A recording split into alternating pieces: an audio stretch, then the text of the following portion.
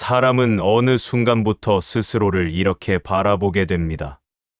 예전 같지 않다는 생각, 감정이 둔해진 것 같다는 느낌, 기쁜 일이 있어도 예전만큼 들뜨지 않고 슬픈 일이 생겨도 한참을 울지 않습니다.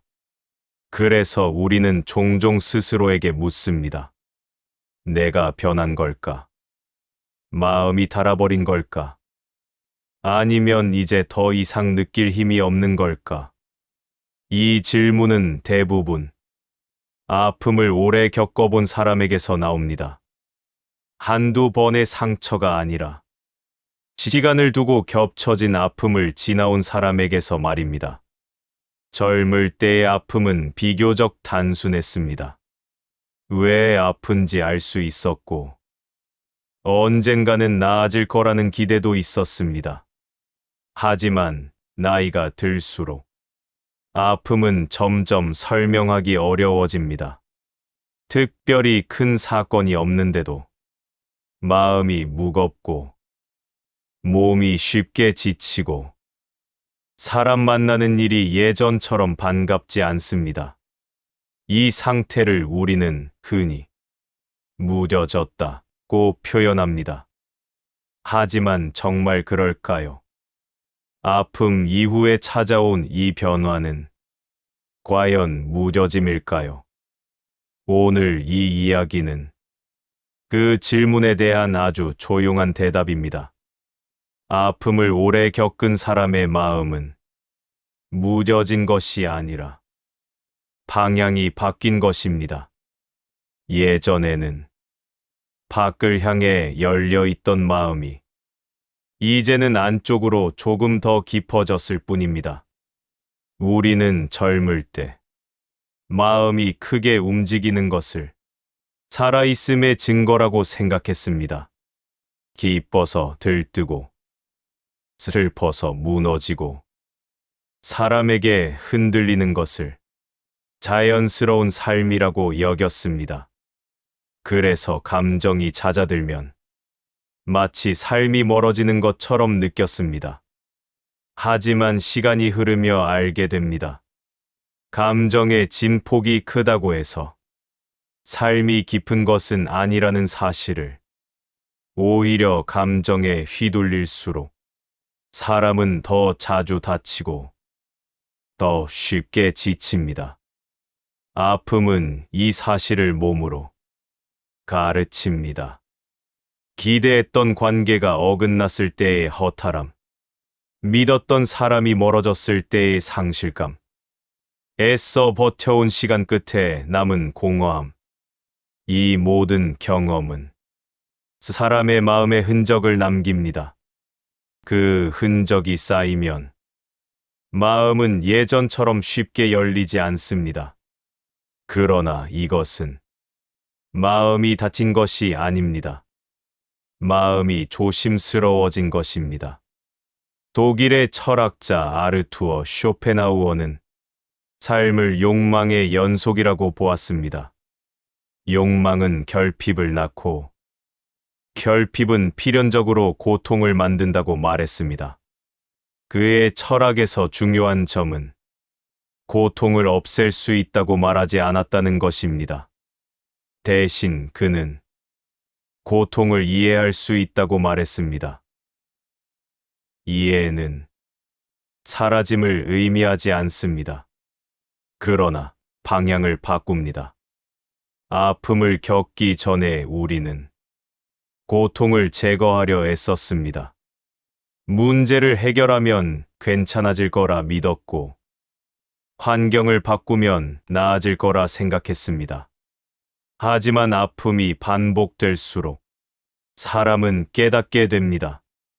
고통은 해결의 대상이 아니라 삶의 일부라는 사실을. 이 깨달음은 사람을 체념하게 만들지 않습니다. 오히려 쓸데없는 싸움을 멈추게 합니다. 왜 아직도 아픈가? 왜 나는 이 정도도 견디지 못하는가? 왜 다른 사람들처럼 살지 못하는가? 이 질문들이 조금씩 사라집니다. 그리고 그 자리에 이런 생각이 남습니다. 아, 이게 삶이구나. 아픔 이후의 마음은 삶을 포기한 마음이 아닙니다. 삶을 과장하지 않는 마음입니다. 그래서 사람은 점점 덜 기대하게 됩니다. 기대하지 않는다는 말은 아무것도 바라지 않는다는 뜻이 아닙니다. 다만 그 기대에 자기 전부를 걸지 않는다는 뜻입니다. 관계에서도 마찬가지입니다. 예전에는 한 사람의 말 한마디에 하루의 기분이 결정되곤 했습니다. 그러나 아픔을 지나온 뒤에는 사람의 말이 곧바로 내 삶의 평가가 되지 않습니다. 그 사람의 한계와 내 기대의 과도함을 함께 볼 수 있게 되었기 때문입니다.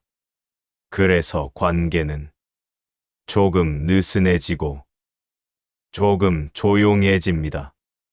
이 모습을 보고 사람들은 말합니다. 이제 사람한테 정을 안 주네. 그러나 실은 정이 없어진 것이 아닙니다. 정의 방식이 바뀐 것입니다.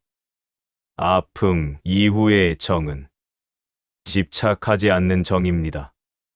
매달리지 않는 정입니다.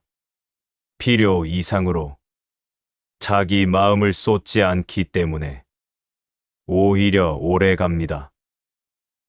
이것이 아픔이 남긴 변화입니다.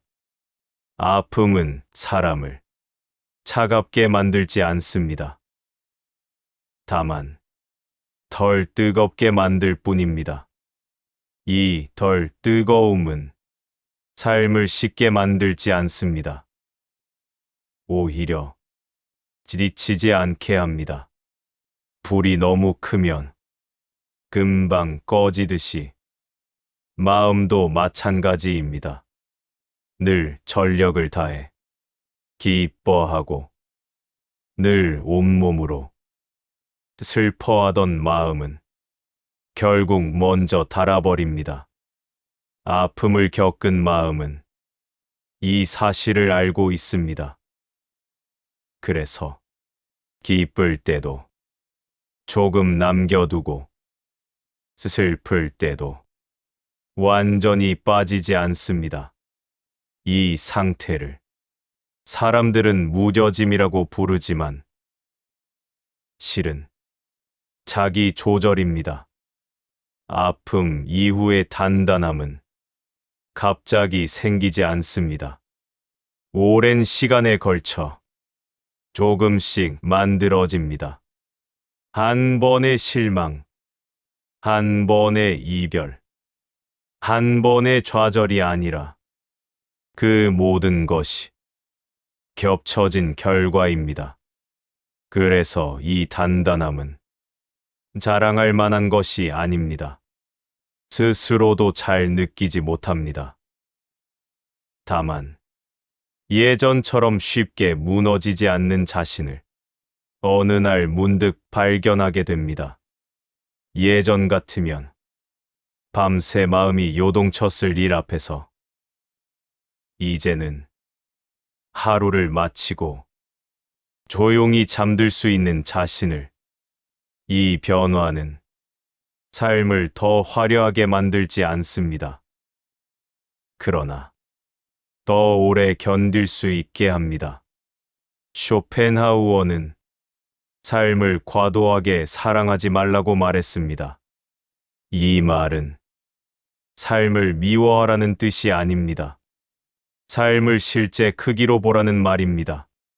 삶은 늘 행복을 주지 않습니다. 항상 의미를 보장하지도 않습니다. 그저 지나가고 머물고 때로는 아프게 할 뿐입니다. 이 사실을 받아들인 사람은 삶에 덜 실망합니다. 왜냐하면 처음부터 너무 많은 것을 기대하지 않기 때문입니다. 아픔 이후의 단단함은 이 기대 조절에서 나옵니다. 그래서 사람은 이렇게 말할 수 있게 됩니다. 이 정도면 괜찮다. 그게 웃지 않아도, 대단한 성취가 없어도, 모든 관계가 만족스럽지 않아도, 이 정도면 충분하다고 말할 수 있습니다. 이 말은 패배가 아닙니다. 현실을 받아들인 성숙입니다. 아픔을 통과한 사람은 삶을 덜 사랑하는 대신 자기 자신을 덜 미워합니다. 이것이 아픔 다음에 오는 가장 큰 선물입니다. 더 이상 스스로를 몰아붙이지 않고 지금의 자신을 부정하지 않습니다. 아픔이 남긴 단단함은 삶을 완벽하게 만들지 않습니다. 그러나 덜 흔들리게 만듭니다. 오늘 당신이 예전보다 감정이 조용해졌다면, 사람을 쉽게 믿지 않게 되었다면, 기대하는 일이 줄어들었다면, 그것은 잃어버린 것이 아니라 지켜낸 것입니다. 아픔은 당신을 무너뜨리지 않았습니다. 당신을 조금 더 단단하게 만들었을 뿐입니다. 여기까지 이 이야기를 조용히 함께 걸어와 주셔서 고맙습니다. 다음 이야기에서는 이 단단해진 마음이 혼자 있는 시간을 어떻게 바꾸는지에 대해 이어가 보겠습니다. 오늘 이 시간이 당신 자신의 변화를 조금은 다르게 바라보게 했다면 그것으로 충분합니다. 시청해 주셔서 감사합니다.